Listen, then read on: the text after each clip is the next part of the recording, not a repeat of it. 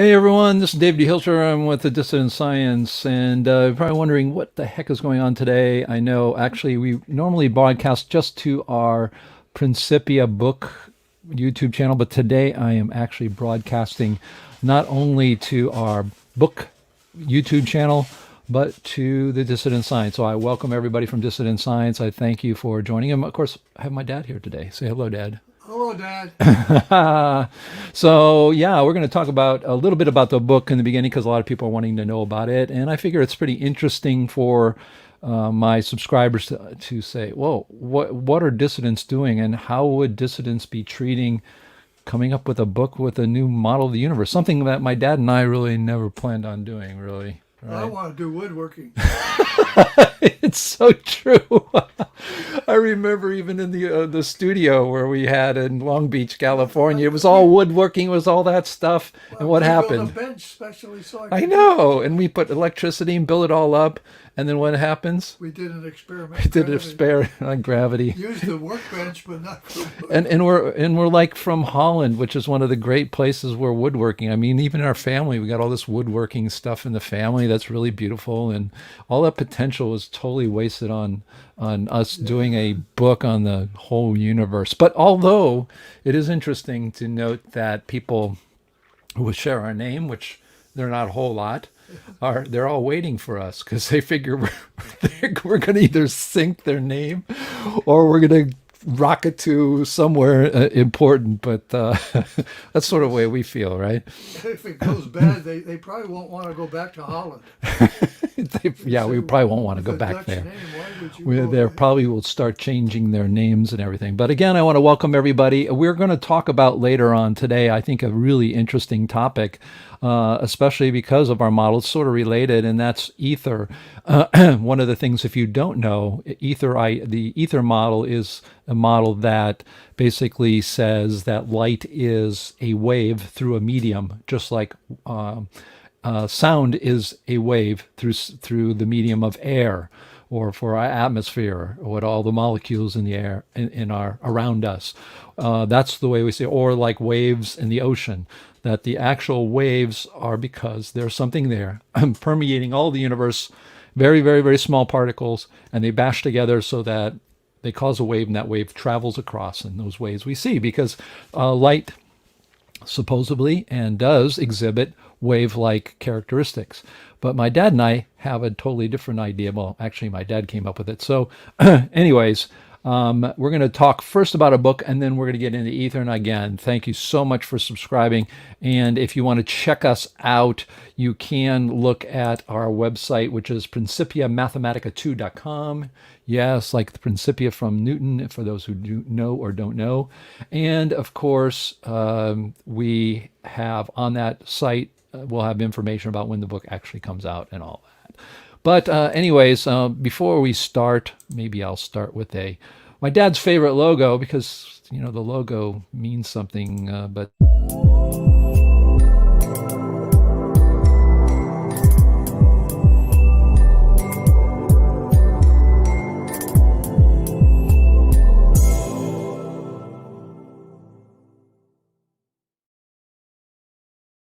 yeah, he likes that. It looks great. And in life, if you can't be good, look good, right? That's But if you Hollywood. can't do either, Yeah, then you're really in trouble. But anyways, you can see right up here, right there is our logo, and we're going to be talking about our book for probably about 15, 20 minutes, and then we'll be into ether. So if you're waiting for the ether discussion, it will come around. But again, I thought it would be interesting for my dissident community to know what I've been doing because I haven't been putting out a lot of videos, and tell them about where we are in the book. And this morning we had my dad's going to be traveling for the Thanksgiving, and I'm sort of left to redo the graphics, the rest of the graphics in the book, and we went over the contents of the book. So actually, I'm going to download that and see if we can take a look at that. But what basically we've been doing is we've been writing for over 5 years now, right? I For don't think we started a book about 2 years into it, so I think it's only a 3 year book, as far as the book is concerned.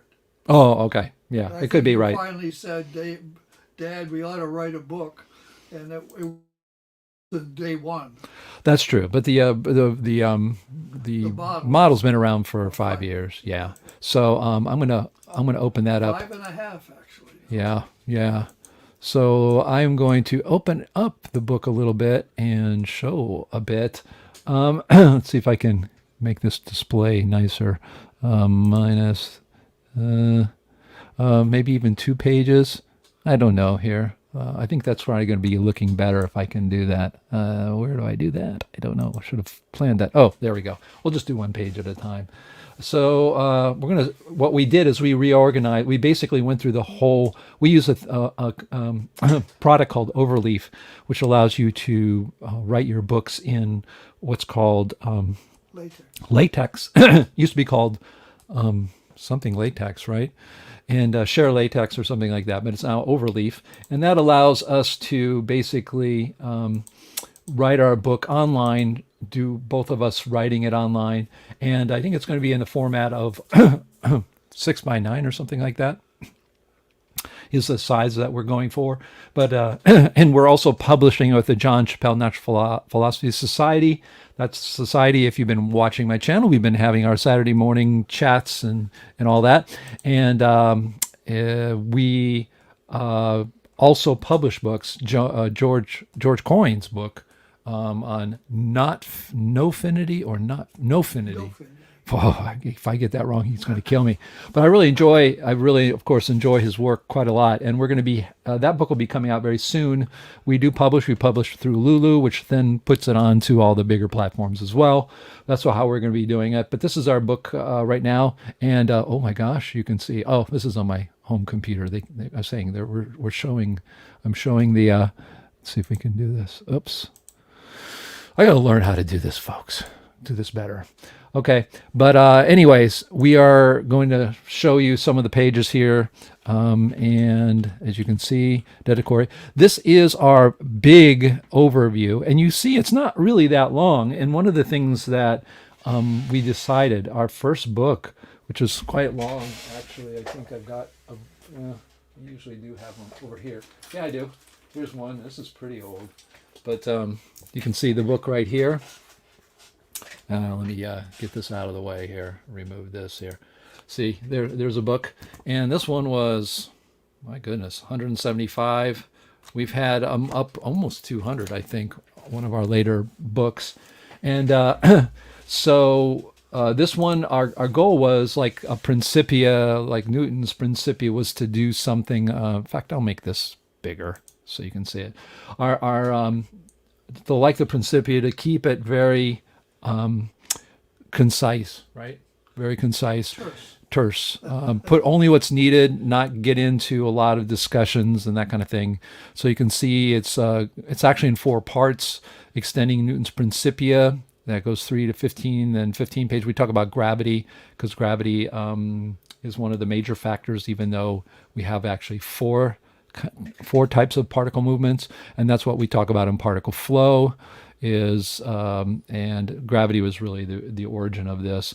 And no, there's electric universe people. Yes, there's lots of electric things going out in the universe. It's just that this is the way we're putting it together.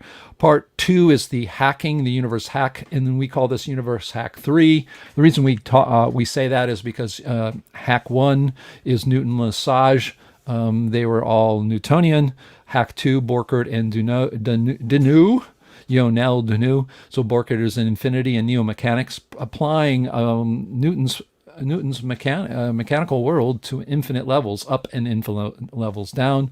And then Nell Deneu's great discovery of flowing particles, in this case, are what looks to be a very good model for magnetism. And of course, hack 3 is de Hilster and de Hilster. That's us, my dad's. The big thing that really made us even do this in the first place, which is my dad's, and we're going to be talking about that, so stick around. We're going to be talking about Aether versus our model, and that's where he came up with the idea that, wait, light is... I'm sorry. I should... Heidi Strom. She's there watching. I think that's Lori's friend. Is it? Oh, okay. I'm at lunch and saw you, so I'm interested. Okay, cool. All right, that was Just thought, 136. Yeah, that was 4 minutes ago. So hello, Heidi, and to other people. So welcome everybody.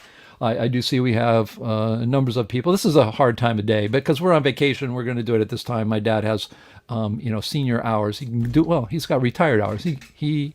There is no I do what I want to, except for pretty much. woodworking. That's funny, the woodworking thing. But the Hilster and DeHilster, hey guys, hey Tommy Bird, nice to see you.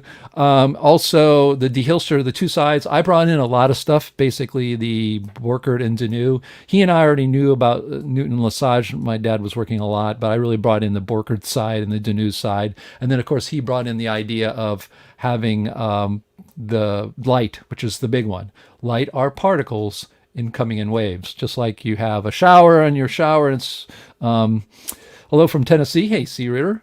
And the way it works is that light in this model, which my dad came up with, is like a shower with shower massage turned on. That is, it's particles all traveling together, but in waves, sort of like bomber waves and all that stuff. So, anyways, we have also our impressions in the universe hack. So sort of like what our impressions are. Hack 3 is actually about our interpretation of the model. Basically, we have the rules are set up in particle the extending Newton's Principia. That sets up all the rules, and of course that takes into account work from Newton, Lesage, Borkert, Danu, myself, and my dad. And Hack 3 is our best. How do you say? Ideas using the toolkit of the extension of Newton's Principia, right? You and I. And then we're going to have a section which we think is really important. It's sort of our impressions of it, because we're the ones who've been around for 5 years. What do we think? What are the good points? What are the bad points? It keeps growing on us in the sense of we keep seeing other models out there and people doing attempts, and this model seems to really hold up pretty well. And then the other parts that I put in there, the two parts are electronic circuits and experiments. The electronic circuits specifically, because my dad is an electrical engineer, and the idea that we can apply this model to electrical engineering, because in electrical engineering there is only really formulas. The physics is sort of you wave your hands and talk about crazy things like holes moving backwards from where electrons move, etc. So I think because electronic circuits are probably the biggest and most important engineering feat man has done to this day, and that's my opinion, is that if your model can not only be applied to that where no physics really has been explaining anything, and not only explain it, but also make predictions. And then my dad's also done some experiments, and it seems to match up with what he predicted. Then that's one other part we wanted to have in our book. And experiments are basically some experiments that my father's done, and things like the double slit experiment, which we can talk about, which no one really can explain with a detector, and our model has an explanation for that. Hack 4, part 3 is Hack 4, and that's what's after the model we have. And basically, the biggest one is atomic structure. How do we get to that? And we sort of have a little bit of ideas about what's going on, but we don't really have. And then, is there a G3 particle? We already talked about that. But again, those are just levels. One of the things people have to understand about they get really mixed up in our model is G1, G2, and G3. They think they're like electrons, positrons, and neutrons. No, they're just a way of labeling particles at different levels in the universe. So a gravitational field is a gravitational field. You can have a gravitational field of galaxies. If they're all flying in different directions randomly, it's a gravitational field in our model. So that's good. And then we have our appendices. So that's pretty much the overview. If you go into the foundations, now you can start to see that we actually have it broken down quite a bit. Gravity there, the G1, G2 particles, the particle flow, the Danu effect, magnetic fields polarity, that kind of thing. Newton Lesage, Borkert and Danu. You can see the story of the particle model light. I think that's very important. How did that come about? Because that's really the how do you say, the genesis of this whole model. So you can see we've got, and it's not that long. We get into the lexicon, so it's a little bit over 100 pages. I think it's going to be a little bit longer, but our goal is to basically get this book done by the end of the year. And right now it looks to be doing pretty good on that. This week I have off, and I actually have more time off near the end of the year. Vacation days where I get paid to do what I want.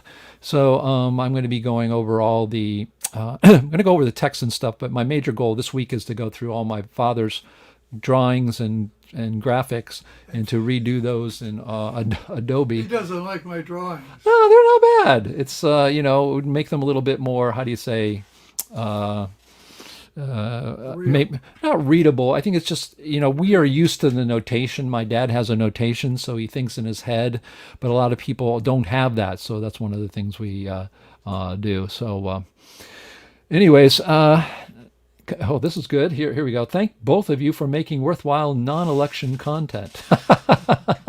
That's very true. So I appreciate it. And greetings from Iceland. Hey, I love Iceland. For those who don't know, I have got a master's in linguistics. Icelandic and Finnish are the two hardest languages to learn. So I'd love to go there and just, I'm sure, destroy the language. But it's very beautiful there. I have friends in my work have been to Iceland, and of course, when our book comes along, Rainier, when we become world famous. My dad's laughing at me. But anyways, who knows? Maybe the model will be actually embraced. We think that there's a chance, but if not. But anyways, if we happen to, people start paying attention to us, well, we can go to Iceland. Beautiful place. Absolutely gorgeous. Just so many amazing places there. Of course, the Earth's expanding. It's sitting right on where the Earth's expanding. So that's pretty cool. Let's see. 100 years YouTube exists. Okay, let's see what this person says. It says, hello. Good to see your dad. Keep it up. In 100 years, YouTube may still exist, and people may look back on these videos and find some, if not all, the theories may be in fact correct. Whoa, yeah, it could be. We could. That's one of the reasons. It's interesting that you do say that, stereogenic, and the reason is because one of the things I wanted to do, I said, okay, if there is for some reason that I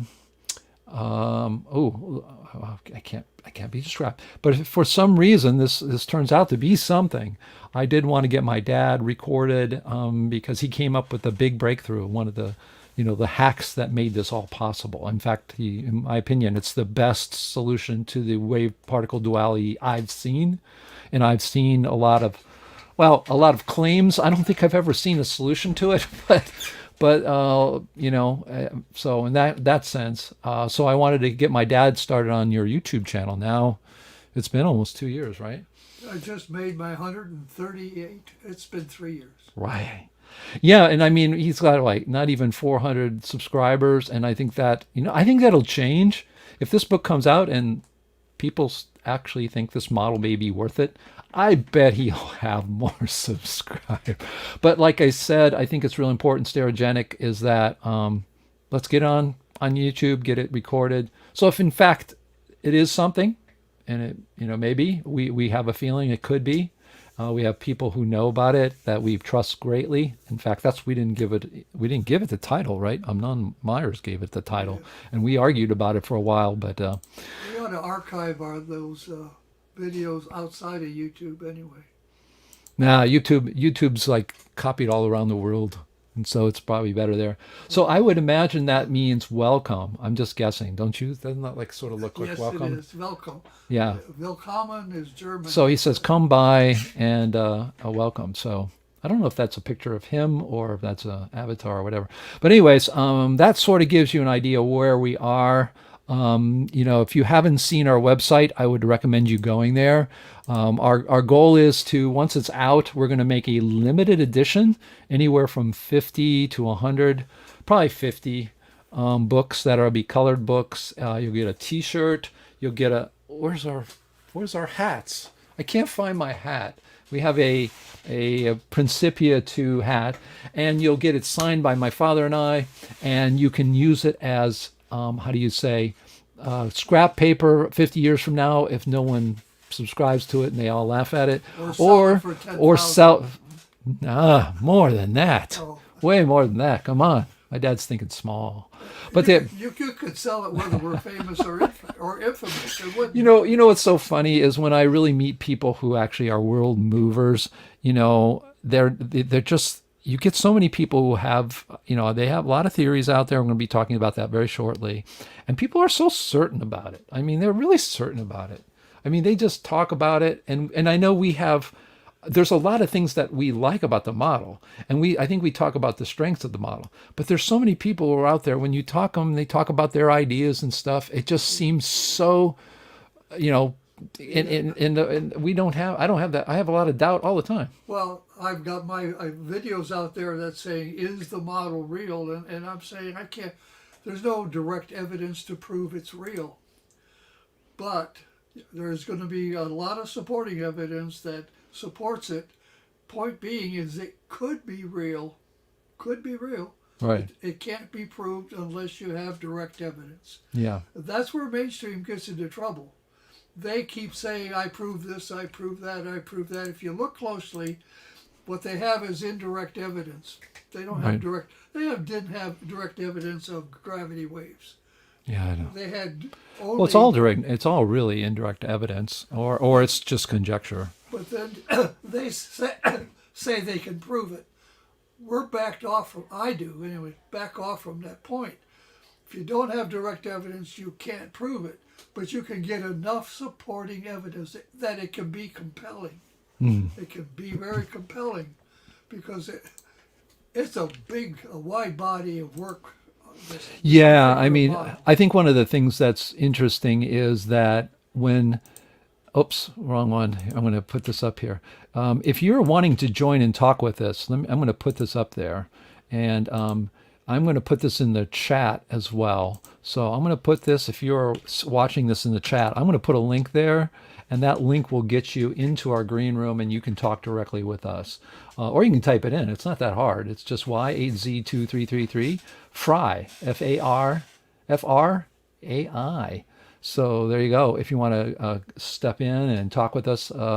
But getting back to the book itself, our goal is to, I'm going to get the graphics done, go through them, just go through them real as much as I can. My dad will be traveling. I'm going to go through the book itself, maybe look at some of the parts, and we're going to print up a version, because with Lulu you can print up a version so that when my dad gets back, we're going to be able to take a look at it and flip through it, and really, when you have it in your hand, it's a whole different story. And then for those people who are wanting to know, what are we going to do once we get it? Well, we're going to do we were planning on having a showing of our movie Einstein Wrong, right, in a theater, and then COVID came along, and that didn't work out really well. So what we're planning to do is we're going to start then marketing it, meaning we're going to get out there, we're going to go around and try to get on places to talk about the book. We're going to, let people know. We're going to do a lot of marketing to get people to read it. We're also then going to have, instead of a book signing live, in person, we're going to have book signing virtual. And so what we're going to do is we're going to have our books that we're going to order, full color books. They'll be more expensive. And then you and I are going to have the people who order them. They can come online and we'll talk to them and write something down for them. And they can get their paperweights in person. We'll send them to them. But anyways, that's what our idea is. And the other thing is, too, we're also planning next year is we're going to then create a course in the particle model on our website, naturalphilosophy.org, where you can also get it from our book, and that is you'll be able to take a course. I'm going to write one, I think, the particle model for dummies, but it's pretty easy to understand. I think one of the things about our model, people are like, we have friends, they go, oh, it's way above my head. And it's funny, it isn't really above your head. The problem is everything else is, so it's assumed that our model is really, really hard to understand. So anyways, I think we're going to go ahead and start talking about our other topic. But that's anything else you want to say about it? I would say, oh yeah, when's the book going to really come out? I'm hoping the end of this year, and then you could be able to buy it, and then we're going to have special edition early next year, and we already have our T-shirts and our hats. Not this hat. But when it's out, they can go on and order it Yeah. without having to Get it buy one from autographed. us. Yeah, you don't want that. Heck, you know. You can set up your grandchildren for life having one. I don't. That's dreaming. Anyways, let's see what else they say. Boisterous confidence is a poor cover for ignorance. Speaking of the mainstream side, of course. Yeah, that's true. I'll put that there. Absolutely.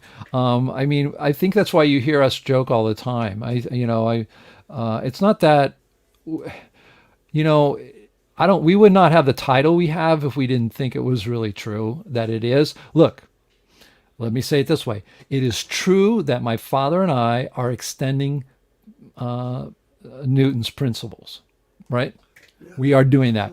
And we are also extending them not with only our stuff, but with other people's work. Borchert's work and Denew. Absolutely. It's part of it. It's on this T-shirt.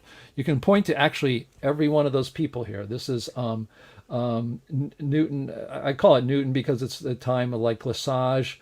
You have Denew is here. This one's sort of Borchert and myself because he was talking about electricity being waves inside the in an ether, sort of like light inside the wires. Right. And then this one's my father's, which are waves of particles. And so, yeah, we're standing on the shoulders of those people. But the thing is that we really do think putting these together, and really it's this part, it's this light part right here. That really got us to thinking that, you know, we should do this book, and we think it's really worth something. So yeah, I mean, in the end, we do think it's a possibility that this could be, you know, the next step in what we've been looking for, because we do have we give a physicality to everything in the universe.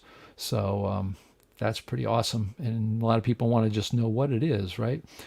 Alrighty, let me unshow. How do I? Oh, that's in my banners area. So, okay, I think that's about it. So we're going to talk today, the rest of the day, about ether. And it's funny because we're not an ether. We are a particle model, and every. Are you defending ether and I'm Well, I know. prosecuting? I probably think about it more than you, Mathematica. Yes, Yeah, and Dad's like, I don't care about it. You know, and that makes sense. But if you look at this is the, let's see if I can open this image in a new tab. There we go, and we'll take a look at this. We'll make this bigger. This is really the essence of our. This is why we have it on our T-shirt. Let's see. This is the essence, and that ain't essence at all. I'm going to stop sharing because I think it's trying to look at something it can't look at. So let me go grab that, the application window. There we go. So this is really the essence of what our model's about. You know, particles, really the whole universe. Obviously, particles are in motion, and then particles can be anything. It's just mass. And every particle has pieces, and the particles can make up bigger pieces. So just mass, and it can be galaxies. These could be electrons. These could be protons. These could be G1 particles, G2 particles, G3 particles. All of them could be any. You could have. We could have galaxies flow, coming in waves and moving all in the same direction, and that is a form of luminic or light. So that's what we have, and the part that makes us different from, and what sort of got me on to this model was my father's model of light, which is this, you'd notice it's not one particle. That is I think I'm walking around here. I apologize. What do people know we don't have a model for? Well, gravity is one of them, light's another one. Light's so pervasive in our psyche, in our emotions, in what the world we see around us. Light is super important.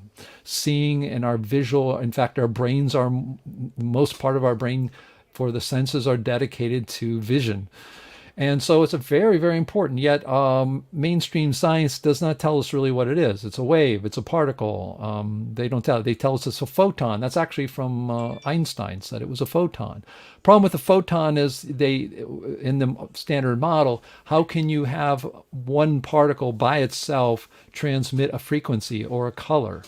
You can't.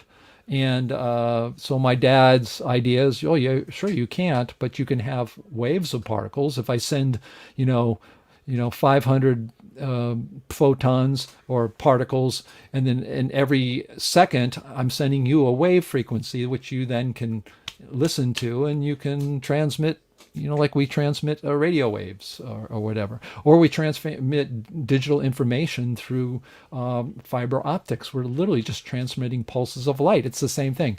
That's what light is. That is a new model for light as of 2015. That model for light is brand new.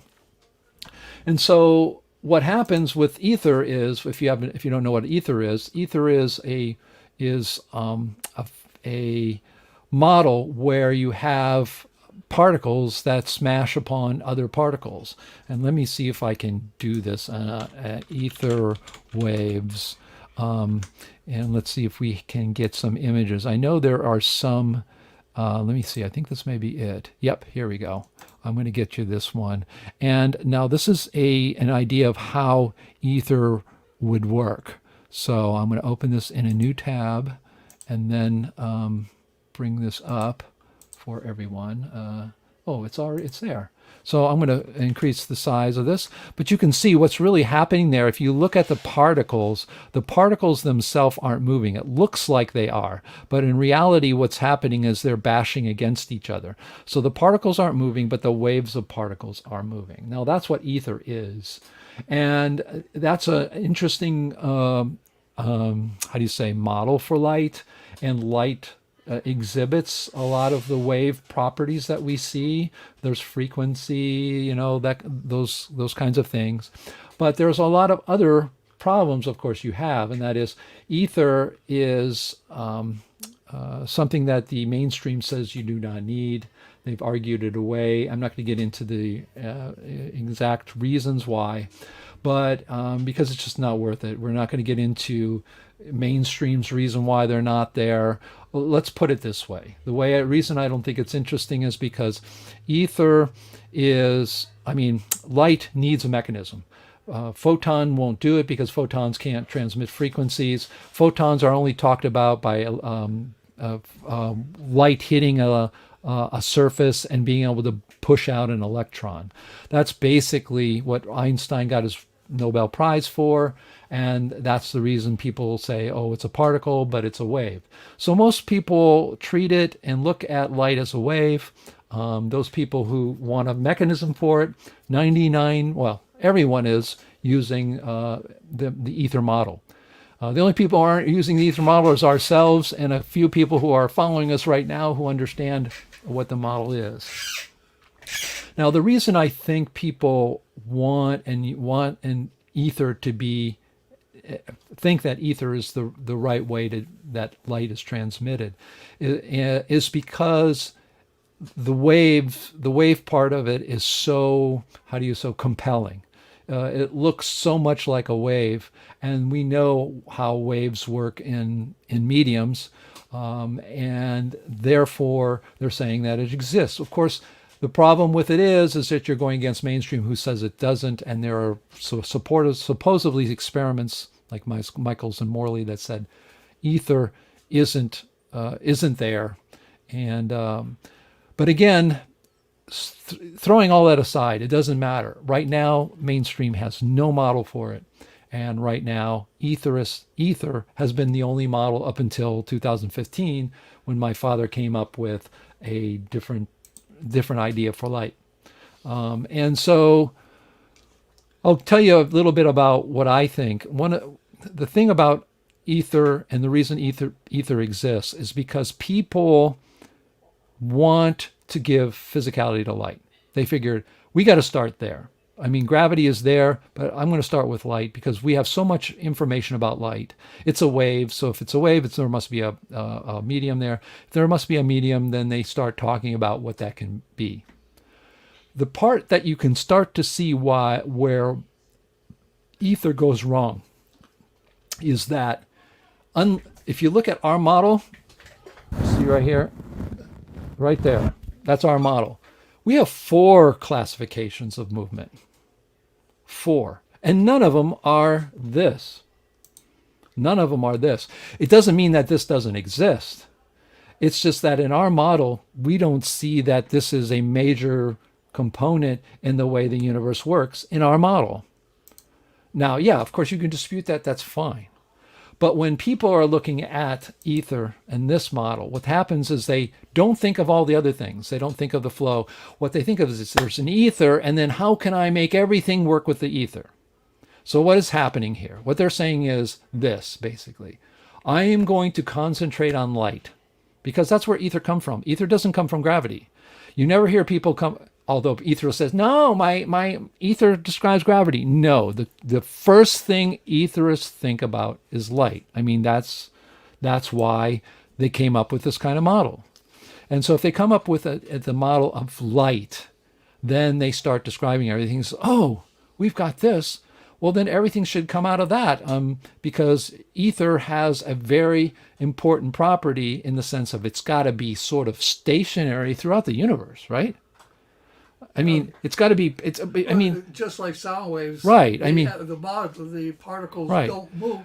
The wave moves, but not the particles. Right. So this is sort of like that's why they call it sort of ether, right? Sort of ether is like a gas, ether. We call this aether. Well, it's like a gas that just permeates all of the universe, and that's where the waves come through. And then some people will say, oh, it's all waves, it's all ether. So what they're doing is saying, okay, I've got this model for light, and now I'm going to make everything fit into it because it's sitting in there in the universe sort of in its own place. What have they made fit, though? I know. I'm getting to that. So again, I'm trying to get you through the mentality of what a person does with ether. Just to give you an idea, I knew all this I've known this for almost 30 years, and I never brought ether. There was something wrong with it. And the reason I had problems with it is because it was one solution for one problem, which is light, and then everyone tries to fit everything into it. So every etherist I know, and I know a lot of good critical thinkers, they're all trying to fit in gravity into it. Again, come to this our model. No, it's different. Gravitic is a different type of movement. Magnetic is a loop. Gravity is random in all directions. Electricity means a flow of particles all in one direction. Light is simply waves of particles coming at you. So we don't have like one part of the model it's all electric or it's no. The universe has mass. Every mass is made up of smaller parts, and all the mass is moving all the time. If you think that my hand here is still standing still, it's not. All the atoms, everything moving inside, it's moving all over, and it's moving through the universe, all that kind of thing. The interesting point is these all overlay on top of each other. Yes. It may be magnetic. Magnetic is there too, but the gravitic field, and the light field, they're laid on. They coexist at the same time, right? But they're different motions. Right. Electric, the only one that makes sense there is possibly lightning and plasma. That probably can exist, but there are magnetic fields out there. The Earth has one, and there's light coming from the sun. It comes right by our magnetic field, and those three are overlapped. They coexist, whereas I don't know what ether does. I have no idea. Yeah, well, again, if you look at this is one type of movement, and it's shown here.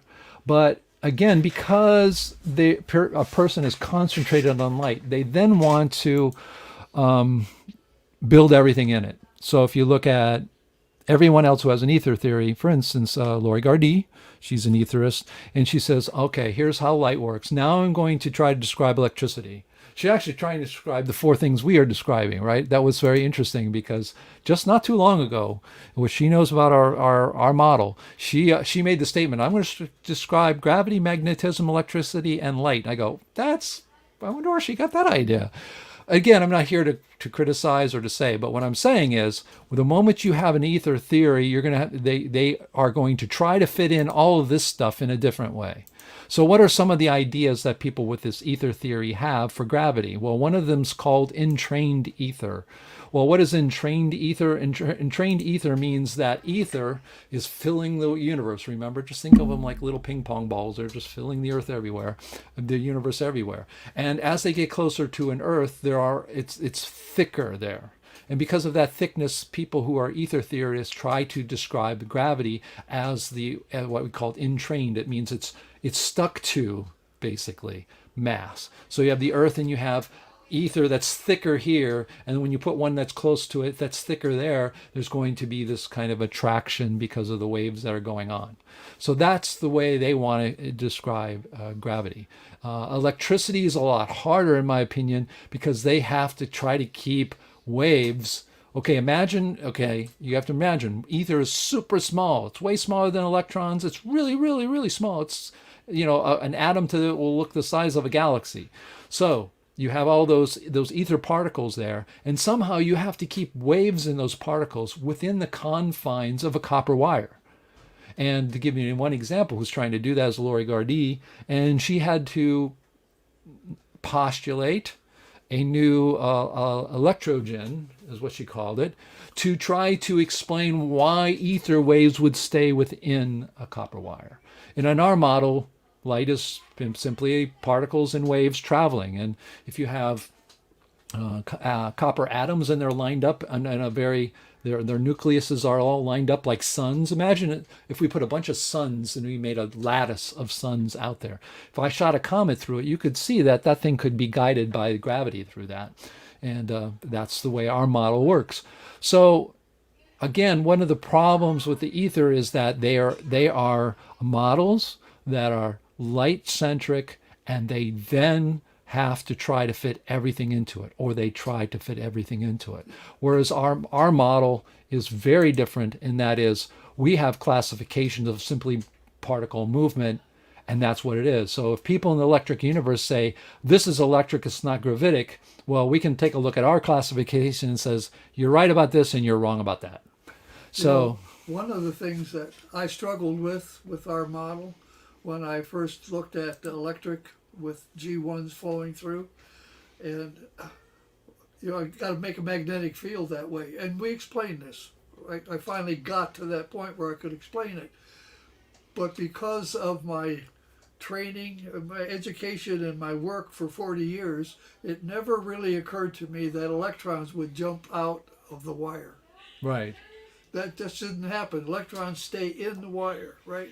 And not only that, the other thing is that you found out in the same sense is that not only they can fly out, but they also end up going spirals, because if they get a little off, they're going to get that, and if they catch the right thing, and those are regular, that will set up the flow of G1 particles to start magnetic field. doing it. And then the final one was the antenna, the FM circuit that I talk about, the FM transmitter. I mean, from the battery through the circuit to the antenna and then out. I finally had to convince myself that electrons, or in our case G1s, could actually leave the wire, because for 40 years Right. I never had that idea. Of course, when you come down to the circuits, I never thought that voltage loss was a loss of G1s, or battery actually gained G1s. That never occurred to me either. Thought of this though too, just now. The thing that makes our model work in that sense is that we don't have charge. Yes. Because when you were talking about the antenna, it just hit me right now. is that when the G1s are going outside, they're acting like electricity. We call electricity. When they get out there, there's no a negative charge that it then is going to cause a field of some type, et cetera, et cetera. It's really what you really have at that point are just waves of particles going out in all directions, and in the same pattern that they are in the circuit, which is ridiculously simple. Oh man. Anyway, I never thought they could, but so eventually, okay, I got it in my head. Yes, as they're going through, they can escape, whether it's a wire or an antenna. Well, there's some heat there too, and the reason you have some heat is because it's going to hit the nucleon once in a while. And if it hits the nucleon, it's going to go fine out. It's going to bump them out. Yeah. And one of the things we say, there's resistance in the wire, that the number of the flow going through it will diminish, right? Yeah. Well, it all works. It all works on that sense. I learned a lot about electrical circuits. Yeah, he's an electrical engineer for more than 5 years. He's, 40 some years. They never right? taught this stuff in college. Well, they didn't have anything in college. Back in right? 55 to 59, what'd they have? Well, they had equations, the same ones they use today. Oh yeah, same, and they work. They work. I earned money using those equations. That's right. That's why he's sitting here, and that's why he has his own microphone, because he worked by basically all you did all your life was channeling G1 particles to do useful stuff. That's all you did. Good thing you didn't tell me that back then. He would have gone into woodworking. Yeah. Lost both. Okay, I don't know if there's any comments or no, absolutely. Hey, Farouk. Hey, there he is. There is Farouk. Great to see you. And I know I think he's in Morocco. So, anyways, if you do want to join, again, I will put that up there. This is I'm sorry, I should have made something easier to do. Maybe I can while we're talking. I'll put that up in Principia, the live or something like that.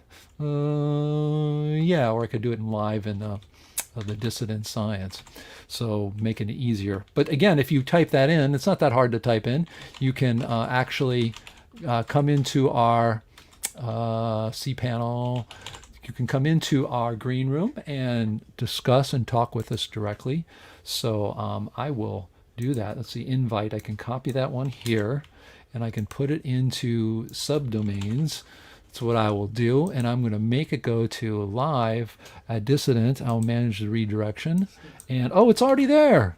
I am so ding dong. It's already there. So let me put another one here. I'm going to edit this one. This is the easier way to get it. So all you have to do is go to live.dissidentscience.com, and you can get to us. Just type that, dissidentscience.com. And you will be able to come into our green room. So one of the things that I find fascinating about the ether versus the particle model is how people don't seem to even take the time to try to understand what your proposal was. Yeah. I mean, why is that? I'm going to take a break. Why don't you go ahead and talk? I'm going to be right back. Okay. Why don't you tell people, what is it hard about what we do? What is it easy? You talk about a paradigm shift. It's pretty drastic. You have 100 years of relativity or more, and trying to absorb that in some way, even if you're interested, but you're not a real intuit scientist. So you've got that floating around, and the ones who try decided that Einstein made they discarded ether, but the dissidents had to have a place to go, so they grab onto it. Once you grab onto an idea, you got it in your head, it's hard to shake. The opposite is true as well. If someone came to me and told me that they have a better model than this one, it's going to be hard to shake me loose of this one. Yeah, but the truth is I'm very different from that. I every time a new model comes out, I look at it because I'm afraid they beat us. I'm afraid that they came up with the real answer to the universe and their model is it, and that we have a good model, but somebody's got something better. But I mean, I have that curiosity. It's like when I know you don't look at it so much, but you're retired, so you can do what you want. Uh, but the truth of the matter That's is why he has my leg chained to the safe down here, so I can't leave. That's right. I'm going to have our will rewritten so that when this all goes. Let me ask a question, different direction. Do the etherists actually attempt to solve the wave-particle duality problem, or they try to explain what's there? No. Well, no. They do. They do try to explain what they do. Try to explain something. No. The way they do it is they look at where the wave-particle duality comes from, which is Einstein's photoelectric effect. Which is but they're explaining that then. That's what they explain. Yes. They explain it, but they that's don't not address the question of why is there a duality at all. I will say it again. My father, you are the only person and the only real solution to what I consider to be the wave-particle duality. The only solution I've seen. The people who have ether models claim to solve this is a very good question and good point. Claim to solve it because they are saying I can explain the photoelectric effect, but that still doesn't explain the idea of particles and waves. The other thing we haven't talked about is all the problems ether has. One of the things you see in ether models, and I suggest if you go and look at it, maybe I can do that actually. Let me put up the a banner for you again. If you want to come and talk with us live, I know people are scared, but when you look at the ether models, what was I saying there, Dad? I can't remember. Oh, somebody remind me. Oh my gosh, I lost that because I was going over to that. I was going to look at something online. Drawing a blank. Yeah, me too. But what's interesting? Yeah, I lost it. I have to admit it. That happens sometimes. But we have Rainier from Iceland. They must have good internet there. Come on, they're right on the cableways through us to Europe. But I was going to make some point about the etherists. Darn it, we were talking about the wave-particle duality. And they use it to the photoelectric effect. No, I was going to actually go look up something with ether. Oh, I remember now. Okay, I got it. Sorry. Here's what happens. Let's just take a look at wave interference. Okay, that's what we're going to take a look at, and this is where a lot of times we get into. Here we go.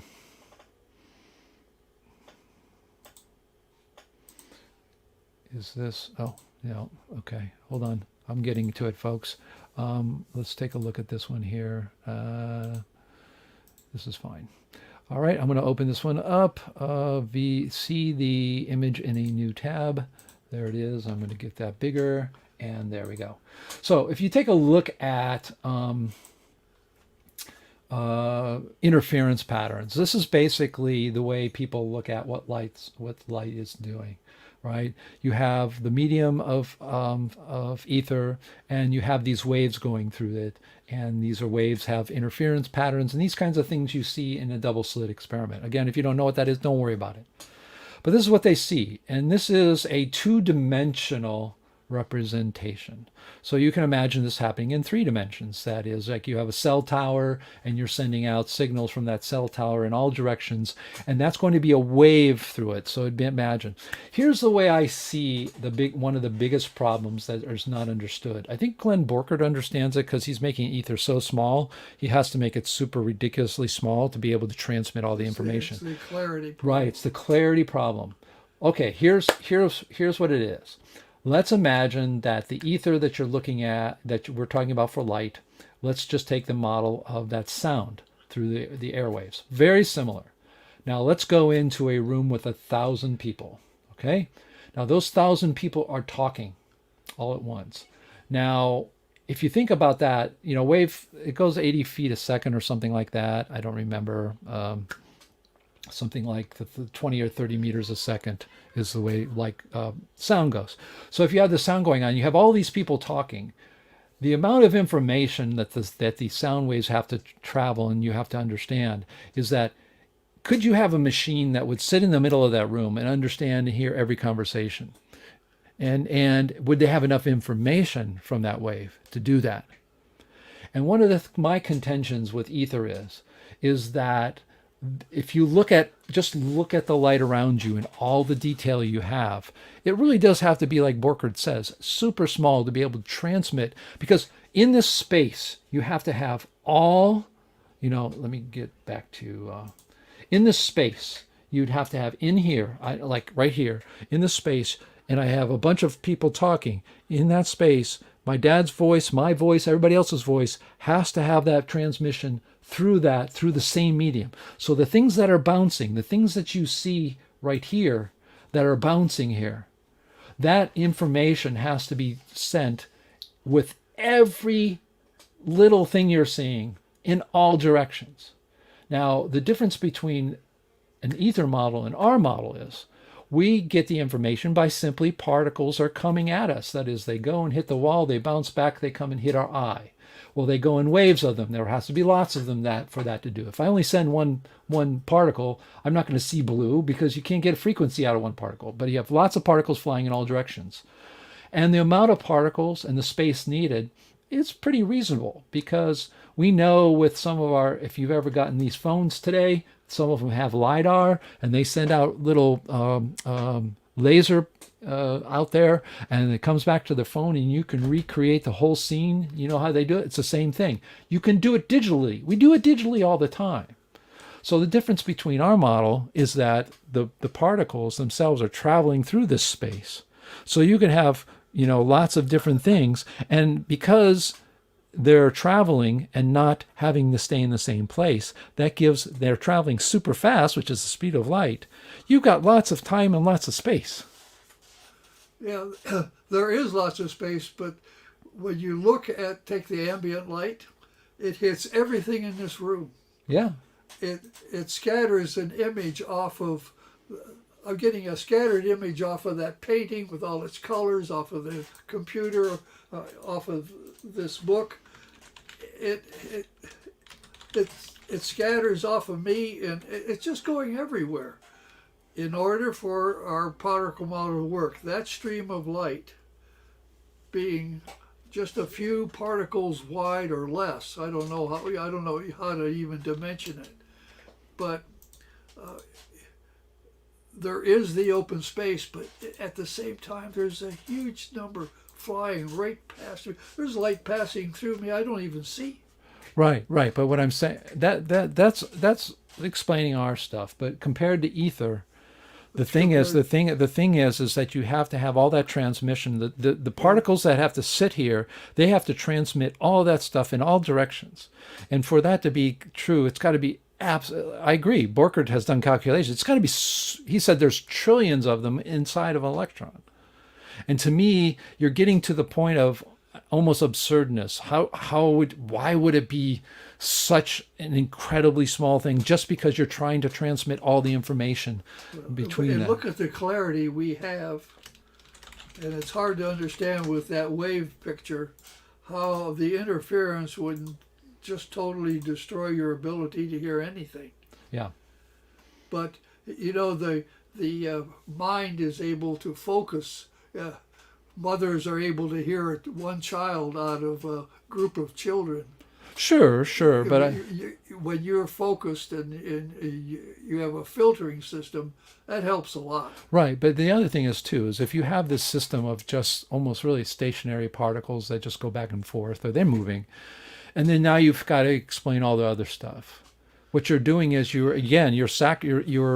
putting all your eggs into the wave. Light is a wave through a medium basket, and then you have the problem of all the other things in the universe you've got to explain still. And I think that's another part of it. I just never got the the, how do you say, aha moment. When you came up with your idea, I had the aha moment. I just didn't get that with ether. And I think it's a mistake for people in ether not to take a look at what you found, because it could be. Here's the other thing too. How long has ether been around? Hundreds of years. The idea of Yeah. ether. So why would it be that for hundreds of years, some of the best minds in science who know about it, why hasn't it been cracked? Why hasn't it been accepted? 5 years, that's all we've worked on it. And you look at the body of work of all that's even in our book. You look at all the things we cover in the book, and we've done it in 5 years. Yeah, but that in some sense, it's like, I was just saying that's opposite. To well, that ether. that's one of the reasons we think this is something, because it all came together.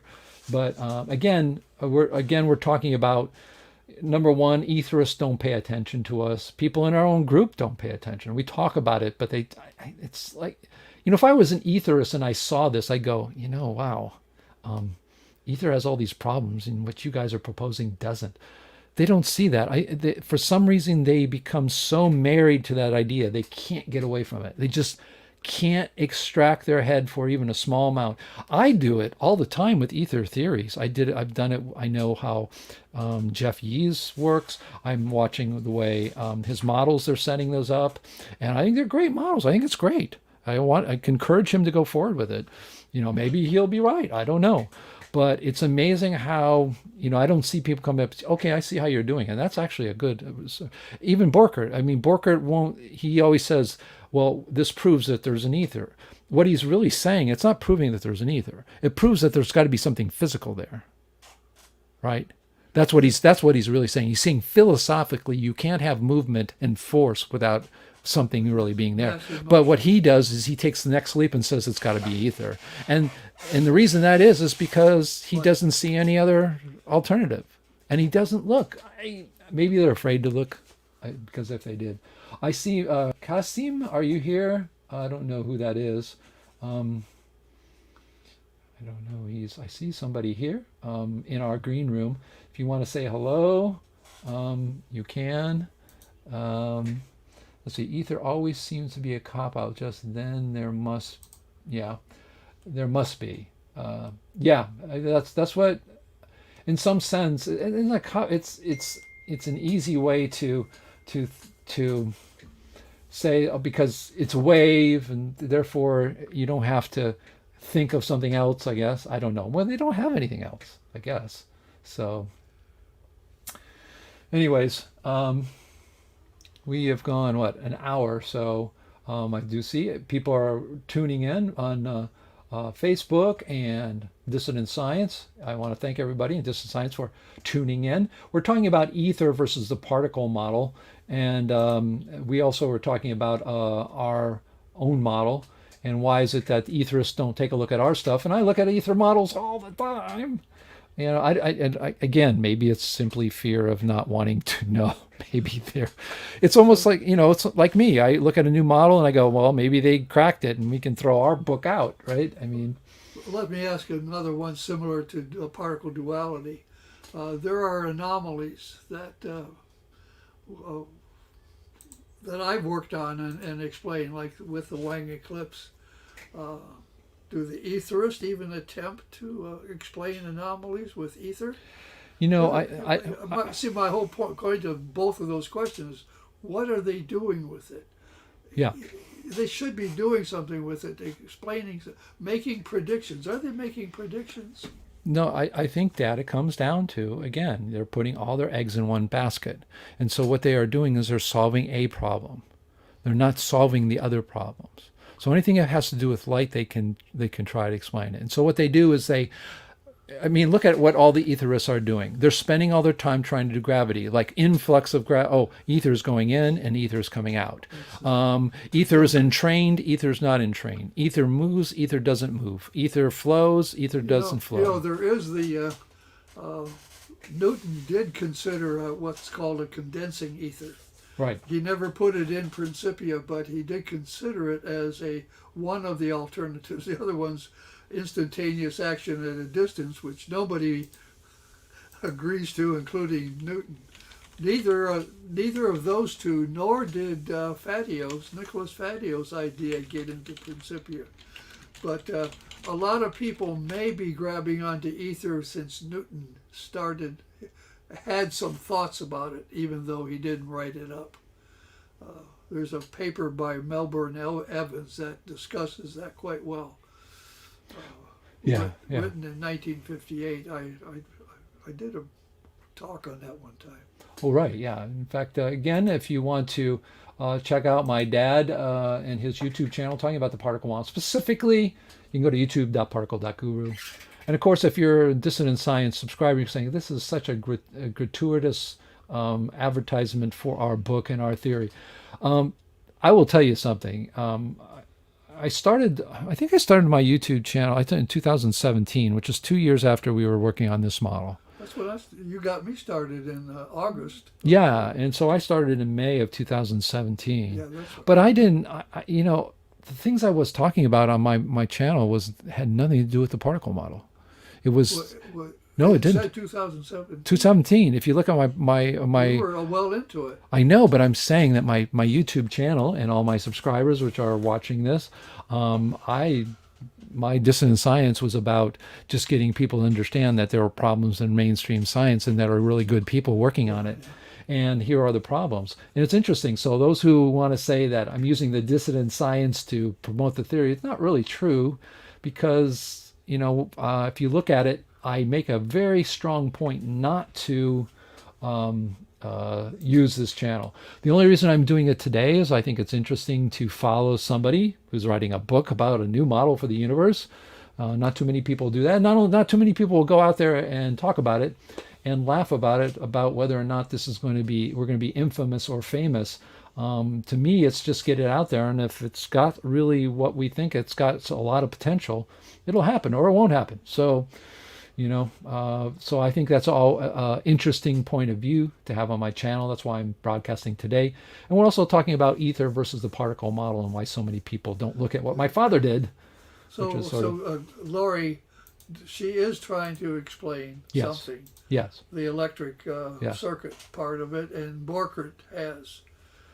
Borkert has talked about it. That was the first time. It was in his book, Universe Cycle Theory.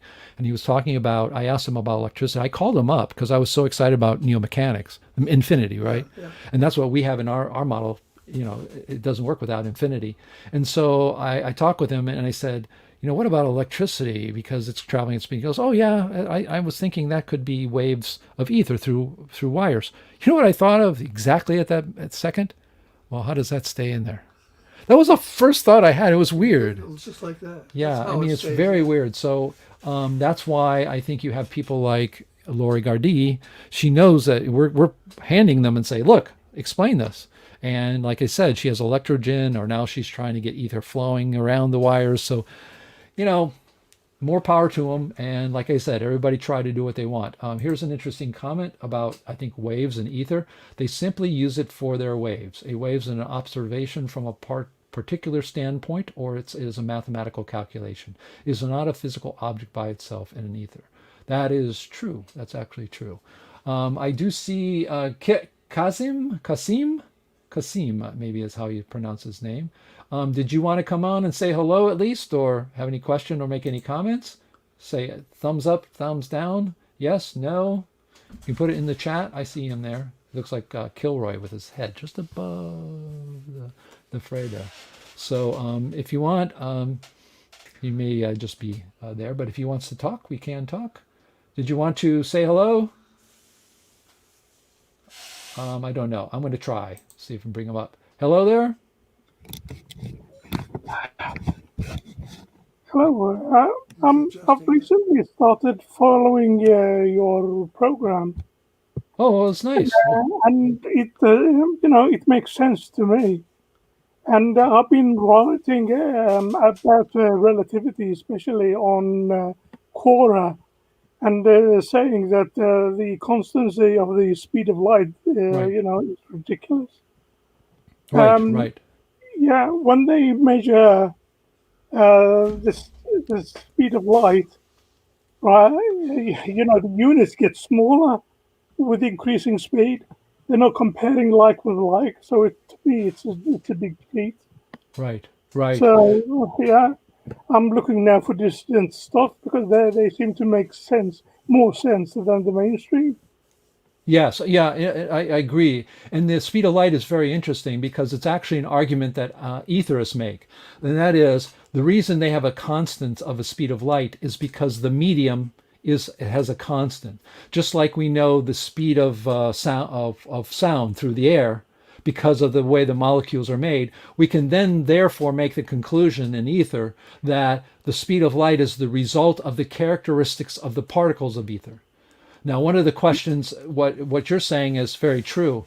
Many of us, many critical thinkers, even before we had the model we're working on now, we realize that the speed of light is not a constant. It's an average where we are, but it's not a constant.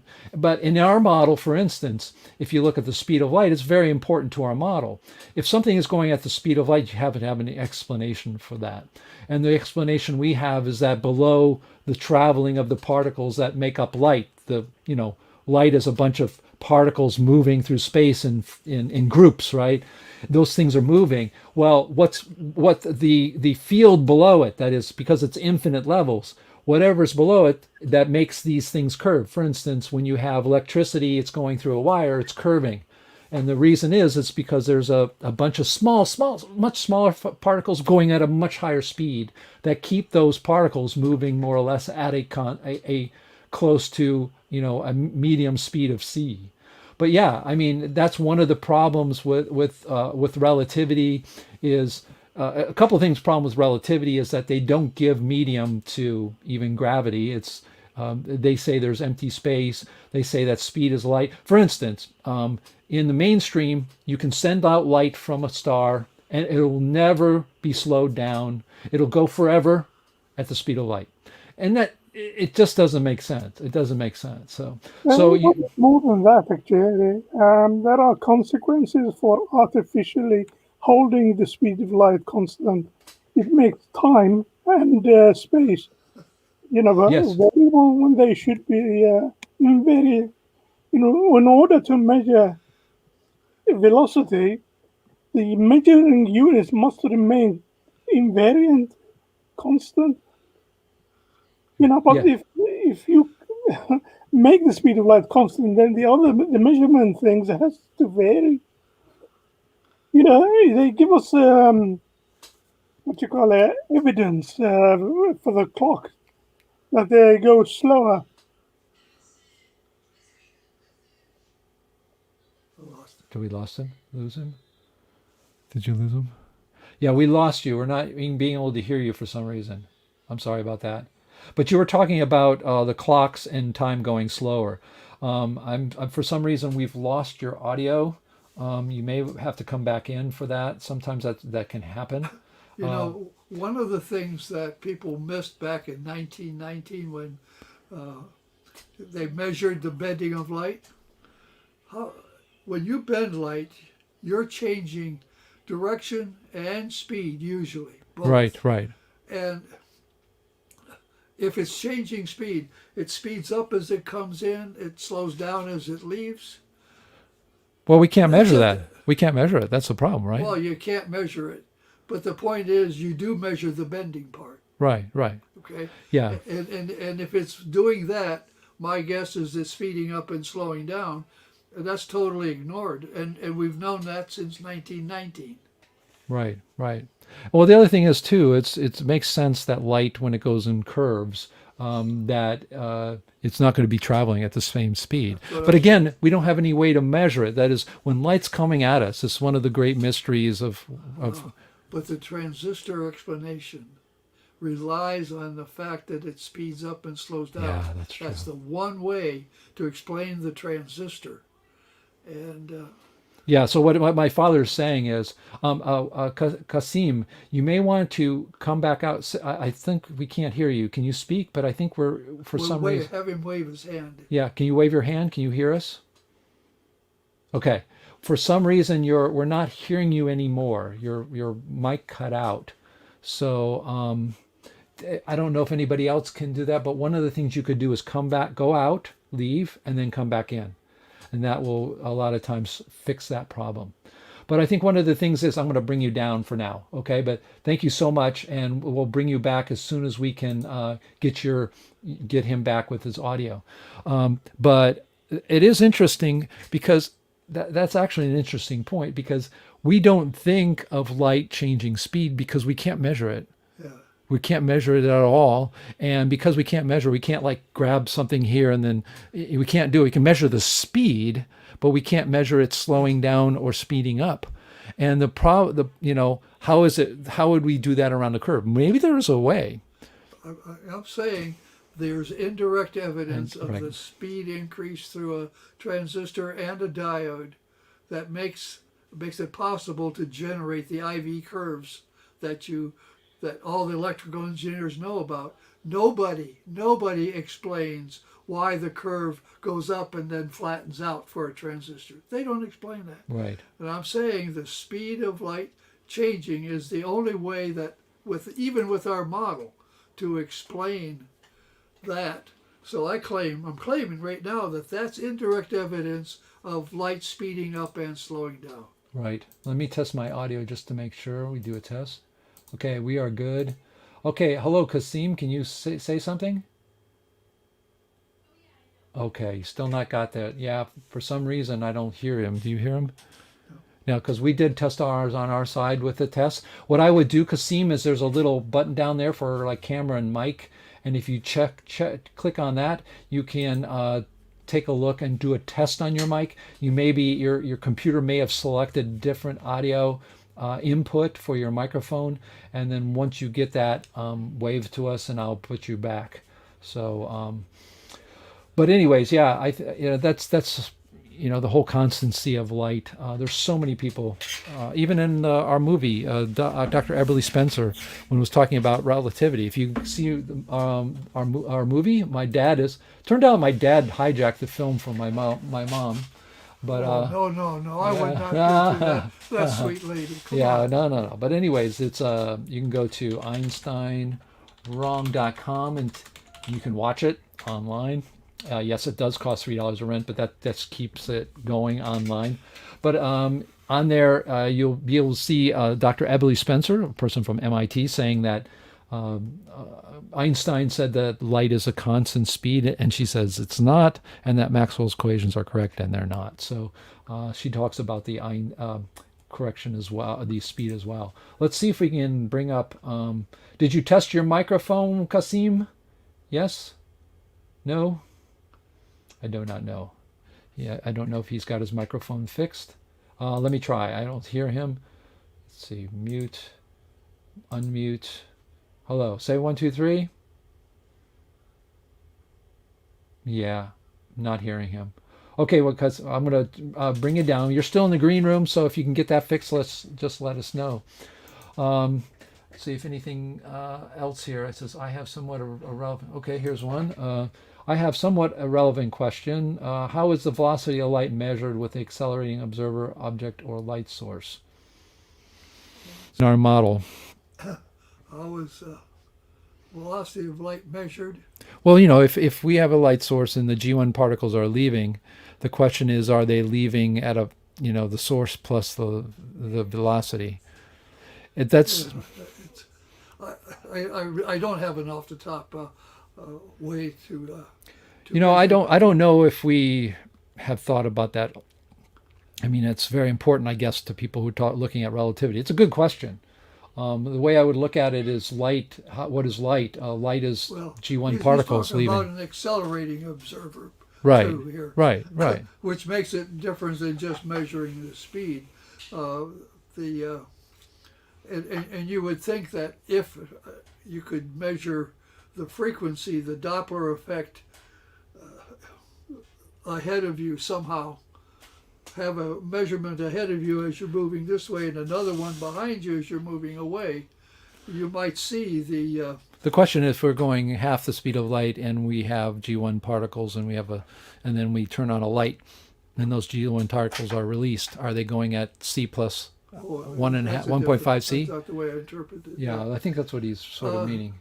No. Well, wait a minute. Because let me put it this way: if we're going half the speed of light, go ahead. I'm Yeah, sorry. the, that's a typical question, and it really is unfortunate that we always want to say that fast. That's how fast it's going, right?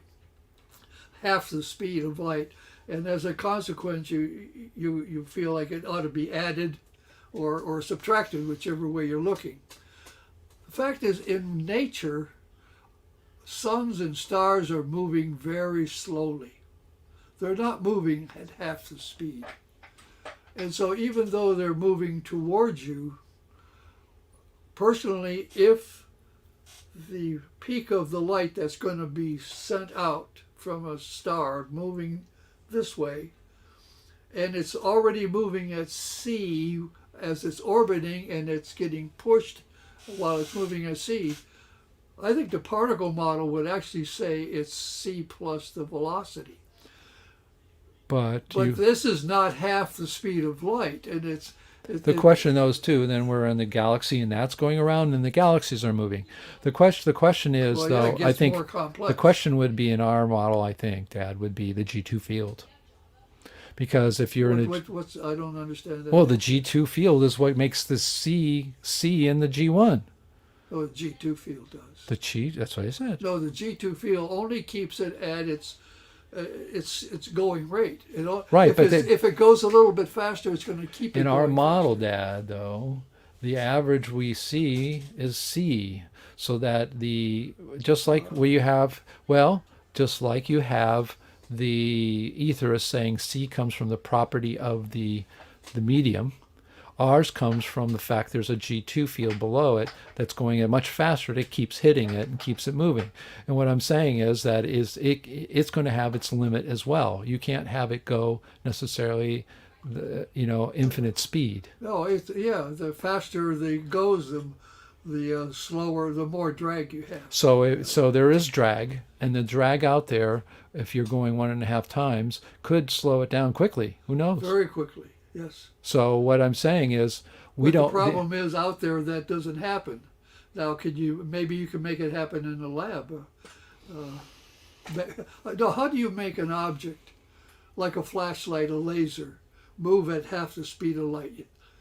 Because the we G1 well drag is gonna we kill do that. we do particle accelerators with protons going Yeah, close to the that's speed of light. protons. That's a particle, not an atom. A flashlight's an atom and molecules. Sure. Okay, you can't accelerate it that fast. That's the big question about can we in spaceships and as humans travel fast as speed of light so we can get someplace? Without the things The falling particle apart. model says no. Yeah. Pretty straight and simple. Yeah. Well, I think I'm the not whole sure idea. we're answering his question, But it's also not saying that we couldn't come up if we had the ability to start manipulating at a second level. Then you'd have a whole different. I get it. Right. But And so the answer is it's a technical, like Dr. Carazani would say, it's a matter of technical matter. And so the answer to those questions we're not really certain about. We're not really certain about, will it be additive? Will the G2 field slow down G1 particles real quickly? Will it get back to, the light from Andromeda, which is all blue shifted, is going to, in my mind, if the particle that's released as part of the light is moving at c, it's going to be moving, was it slower? Or no, it's going to be moving faster because Andromeda is moving. Well, if it's blue shifted, yeah, but well, the whole thing is though too, Dad. Again, if the drag, okay, let me put it this way. But it's so slow. Dad, but look what I'm saying. It's not half c.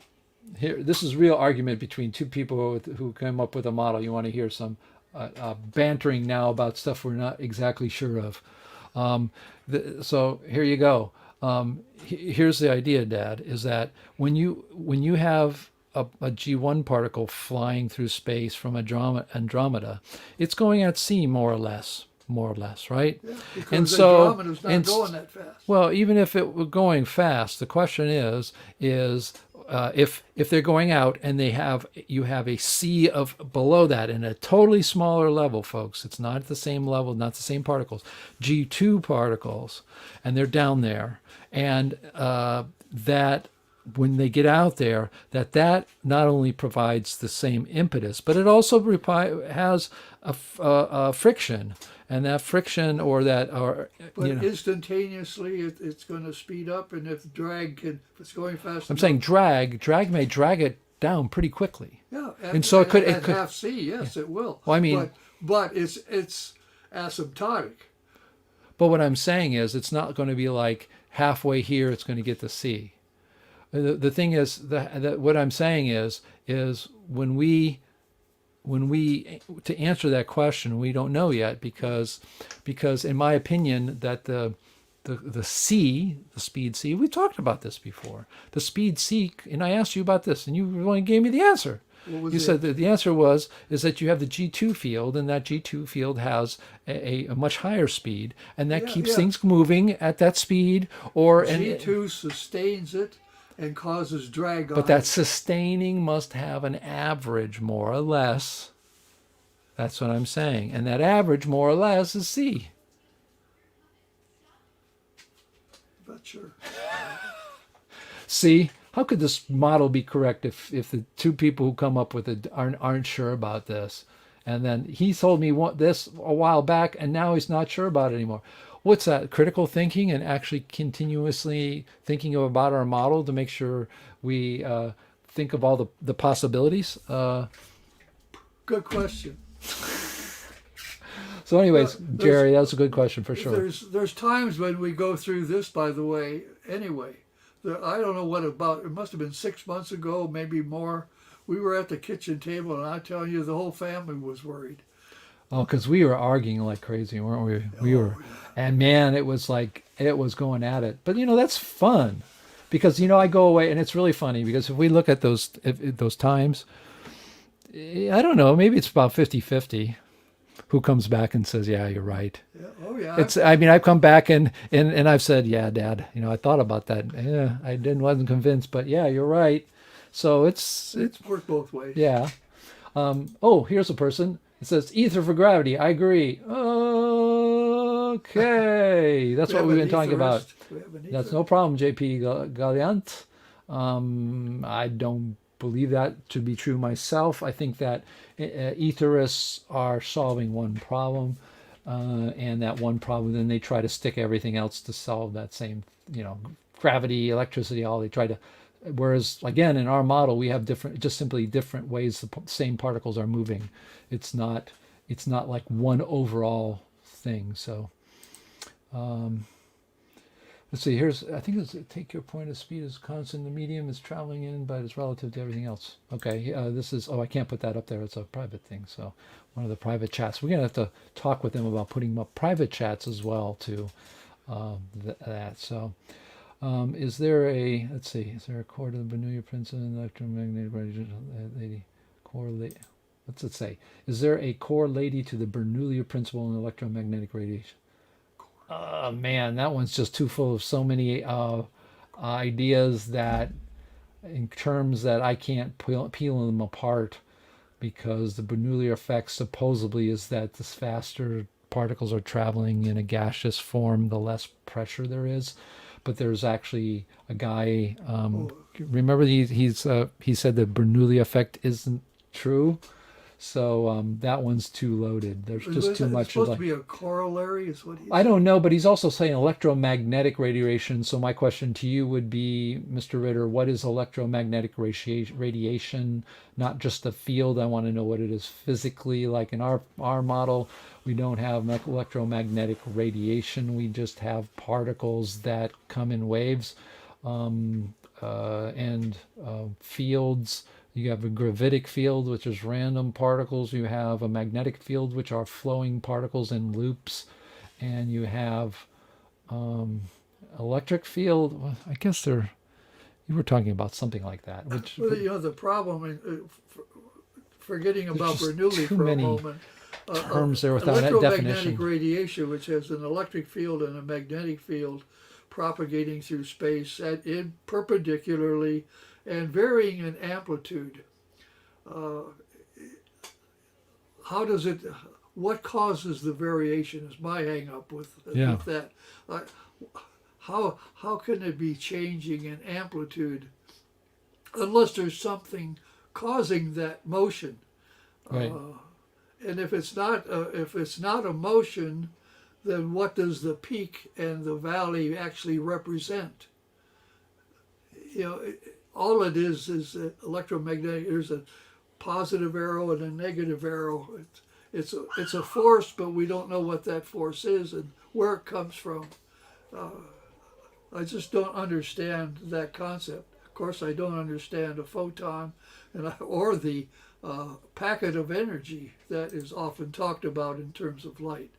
All of those models for light just don't seem to have the reality behind it that helps get there.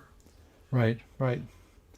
Yeah, I mean, like I said, that one statement by Mr. Ritter is just, I mean, like I said, that's just, electromagnetic radiation principle, and then relating it to Bernoulli, which is really more of a certain type of effect. But regardless, I will go on here.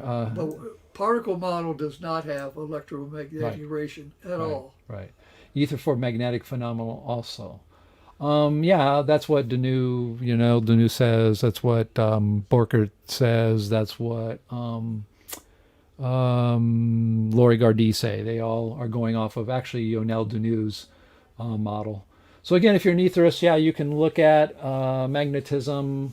Gravity is way hard to do that, and even though people say they have explanations, I've just never seen a really clear explanation other than sort of Well, the it causes inflowing and outflowing ether is that's one way. It's sort of a model that borrows from Lesage and tries to use ether. There's another question: is what's causing that motion, that inflow? Right, and then what's causing the outflow? There's no cause. In the particle model, the G1, G2, and if you have to say it, G3, are all coming from the stars, all around you, and in the. They're just in directions, right? I mean, there's a clear, straightforward explanation. At or about speed c, and they're coming at you all the time. So we have a source for the particle model, for the light. Where does the pressure that causes ether to inflow? Well, there's inflow and there's entraining. Yeah, but still, entraining says that somehow gravity is attracting them in the first place, and then they say, well, then that's gravity. That's kind of circular logic. Yeah, well, like I said, I think again, the people who are etherists are they're just so married to it. I guess my question was, if you're an etherist, look at my dad's model for light and tell us why that isn't better. I mean, that's what I don't hear. And I think what I hear is they just don't look at it. They don't look at it. Or if they do look at it, they maybe not understand it. But see, we don't get that. They don't take the time to do that. And they're just so convinced. It's ether on the brain. And I think, I think if ether was correct, you would have so many dissident scientists who really believe in it. If you look at the people who do believe in it, those are people who are trying to come up with models. The number of people trying to come up with models in our group, maybe 20 people, right? 20 people, if you look at everybody who's done it. But then if you look at everybody else and then you ask them if the ether, they don't. My recent video that I made, not this last one, no, maybe it wasn't. It's the one that on the spectrum, hydrogen spectrum is the title of it. And I've covered this before, but when you look how a candle generates light, in terms of generating the model we have, it's so straightforward that it makes it very clear how it is possible to actually generate the thing that Dave has on his shirt. The vibrating atoms pushing out. It's called oh man, my mind's going blank. The hydrogen spectrum. I was talking about that and how the hydrogen atom generates those four or more wavelengths. And I reminded people about the candle. I have a video called the candle, one on the light bulb, all explaining how vibrating atoms push out as things combust, whether it's Right. fire or fusion or fission or whatever it is in the sun, as they vibrate and push these atoms out. That's how you're getting this light. And when I saw the candle, the possibility of the candle, based on temperature, you get different colors. But ether theories can use that, Dad. As a matter of fact, that's what Duncan said. Of course, they can use it. In fact, people said, "I'm going to use that," and that's okay. But again, I'm going to go to a few more comments here. Sorry. That's all right, no problem. Let's see. Gravity allegedly slows time. Okay, I know you have a lot of questions. You have this one. You have about time dilation, or does time dilation special theory in another way? I personally disagree with time dilation. Let me just say something, Jerry. In my opinion, relativity is so wrong. Relativity is so wrong in so many ways. It's the most disputed theory ever. There is no theory out there that has 3,000 books, papers, and videos, white papers, abstract papers. I've got volumes of proceedings back here that show the problem with it. Dr. Karazani showed the problem mathematically and semantically what was going wrong. So my feeling is we have to stop talking about time dilation. We have to stop talking about general relativity. We have to stop talking about special relativity. It's gone. It's just a waste of time. If we had everything solved, if the particle model was accepted by everybody and we were using it and we were making new technologies out of it, which I think you probably could, then it would be different. But even if it wasn't us, we got to concentrate on something to get those answers, because all of this is we are just spinning our wheels on things that I think are. But even the mainstream scientists, they're looking at loop quantum theory, string theory, which are supposedly theories of gravity that are compatible with quantum mechanics, which is kind of abandoning general relativity. Dad, the string theory, and I can't find this because they've hidden it. The people in string theory have sort of like wiped this off the map. They've wiped off the history of it. But when I was in LA, they had in the early 1990s, they had I'm not saying they're right. I'm saying no, but listen to where string. Here's the hold on. Here's the problem that even string theory should be absolutely not just ignored, thrown out, be erased from our vocabulary. It's because the people who came up with it. It was at Caltech. The people were interviewed by the LA Times and they said to the LA Times, "What's your biggest regret?" He says, "Our biggest regret is people treat this at all as real, because it was never meant to be real." He says, "There's no such thing as one-dimensional anythings, and we came up with a one-dimensional string, which is absurd. All we did was try to do a mathematical exercise." And then what happens? Because they're so lost in physics, has no answers.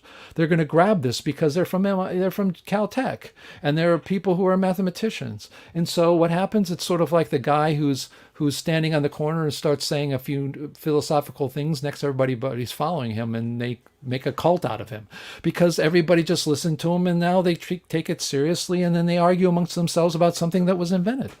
So the thing about that irks me with strings is like we even talk about it. I mean, the people who came up with it, it's like, it's nuts. I mean, it's going to be, once a model is out there, once a model is accepted, and it's going to be a Newtonian model, it's going to be an infinite model, these things are almost for certain, then these kinds of things will be just pushed. No one will care. No one will ask the question about quantum gravity or can we unify the forces. All of these things are just going to absolutely disappear. And I know with our model it does. Now, again, if it's right or wrong, that's for history and everyone else to judge. But, it just gets to be really, really frustrating to hear people even mention string theory or even I'm relativity. sorry. I won't do it again. It's a trigger word.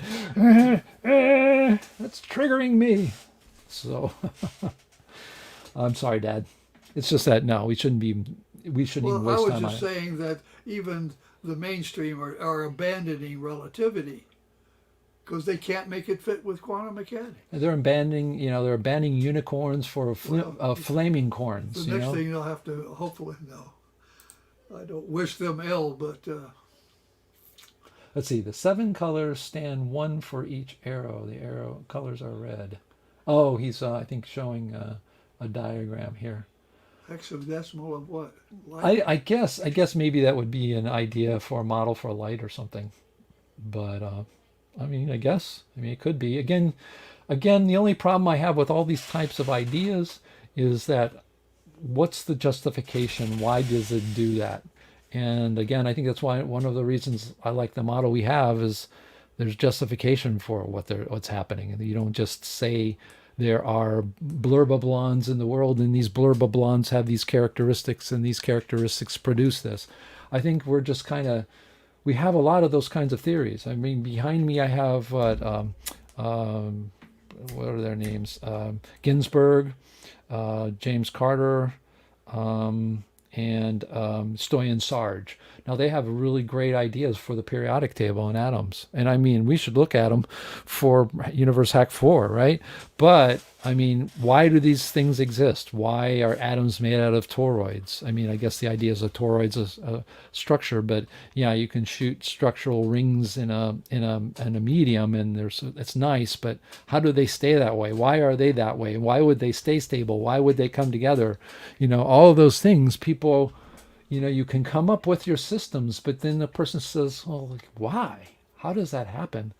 And I think that's where infinity has to help out. Hey, this is good. The cosmos needs 3 dimensions to make space. You're absolutely right. Congratulations on that one. We give them our award of the day. I agree with that completely. So, anyways, appreciating everybody. We've had a good number of people for us for this kind of a discussion going on. But just to sort of recap, because we're coming up actually almost to 2 hours. We're 1 hour and 40 minutes. Oh, Farouk's there. Hey, Farouk, we'll have to say hello to Oh, him. he's in the green room. Ah, yeah, he's in the green room. It's really great to see him. Let's bring him up. How you doing, Farouk? Take some time. Hello? Did you say hello or no? I heard something. Hey, there he is. Can you say hello? Hello. Hey, Hey, it's good to see How are you. Very Thank good. you. very good. Very good. Very, I very want good. to thank you for all the efforts you are doing. Oh, And the idea of infinity made everything so simple. Yes. Okay. And I'm looking forward to read your book. And Yes.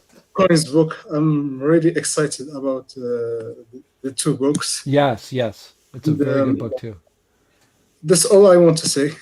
Thank Oh, you. well, no, thank you. I appreciate it. I think it's remarkable. Not everybody can get the ideas that quickly. And I think it's just a certain type of attitude, I guess. Why is it that you see that and other people don't, right? I mean, they're presented with the same thing.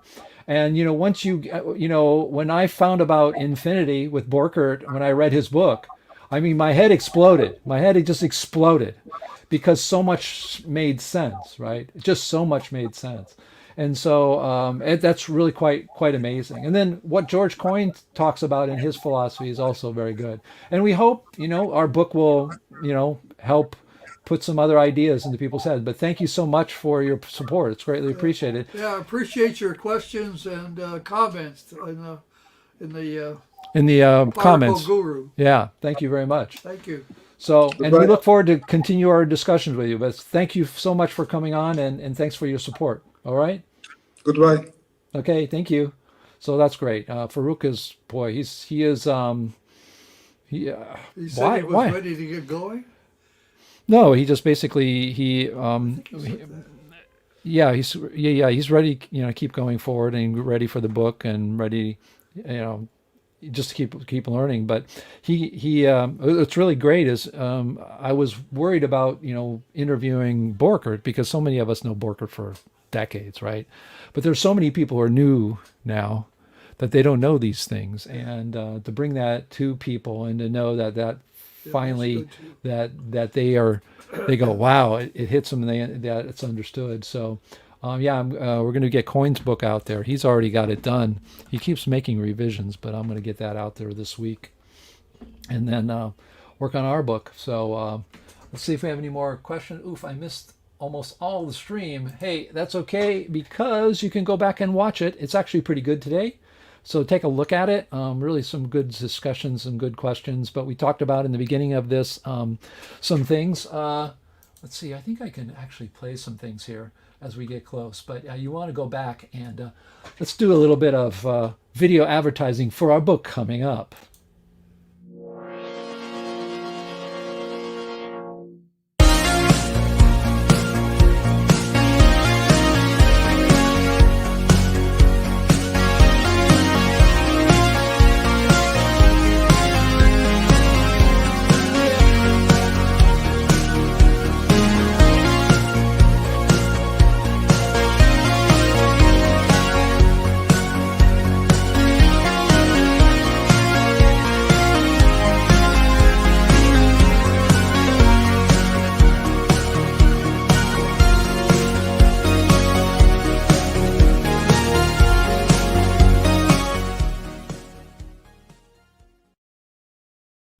Well, it was a little long at the end. Who made that part of it? I mean, it was like I don't know. black I for was the glad end. you didn't I, put our faces on there.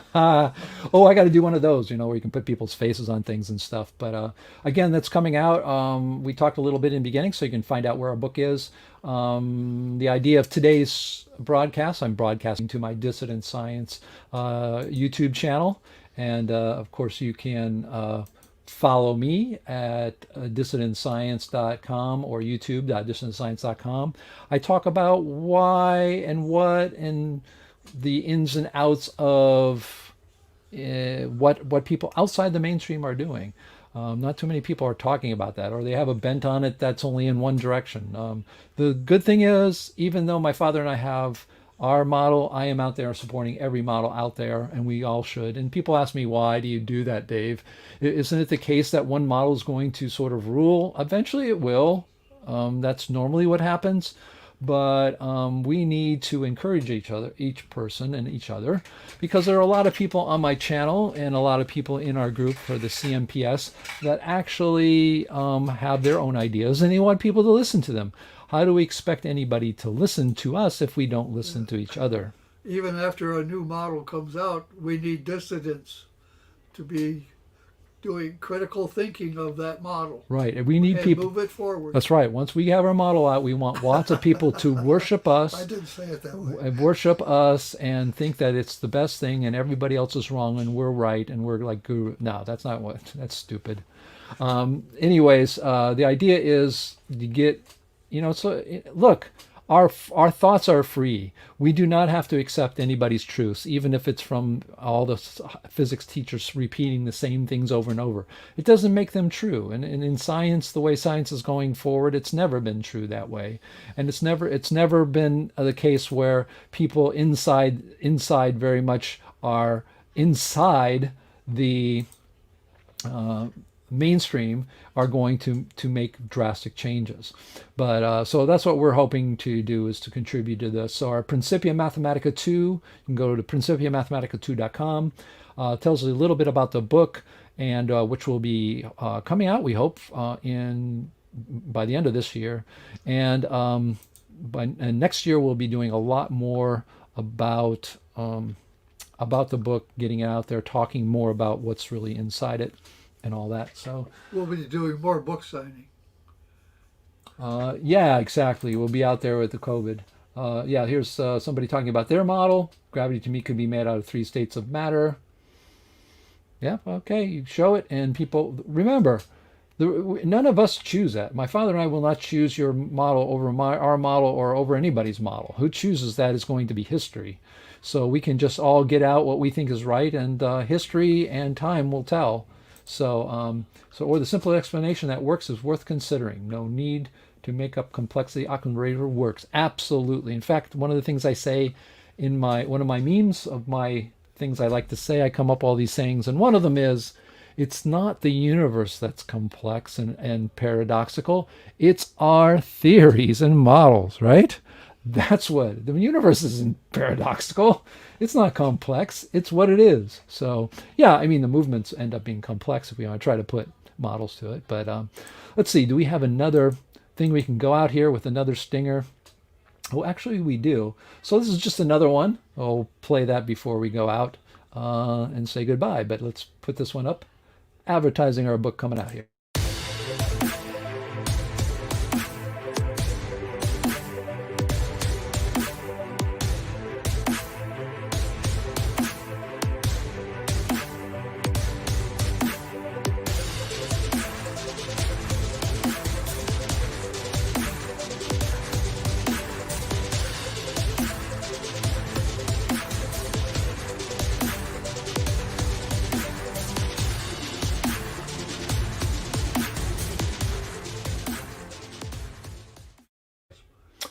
Alrighty, so we're gonna head out, folks, and man, I got my marching orders, and that is Dad's going on vacation, and I am stuck here working on the graphics. But we had a great run through of the book, and we did. It's pretty much like a movie today. We were cutting stuff like crazy. We had a lot of stuff over 3 years of time of writing, and we've rewritten it, remade it. We've had all the files sitting around, and I think we got it to a good point where everything's there. And yeah, we're gonna have to put some text in that is missing. I'm gonna redo the graphics, but once that's done, we're gonna print it out and take a look at it. And once we get a look at it and we're pretty happy with it, we're gonna send it to our editor.